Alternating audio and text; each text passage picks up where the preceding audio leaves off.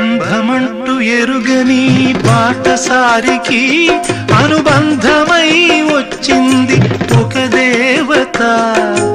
ఆ ఆ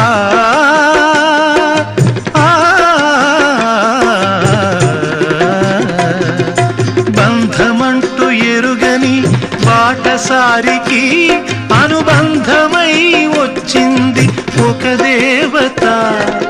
ఇంత చోటులోనే అంత మనసు ఉంచి, ఇంత చోటులోనే అంత మనసు ఉంచి నా సొంతమే అయ్యింది ప్రియురాలిగా.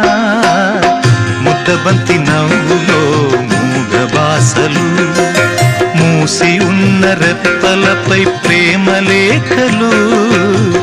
ముద్దబంతి నవ్వులో మూగ బాసలు.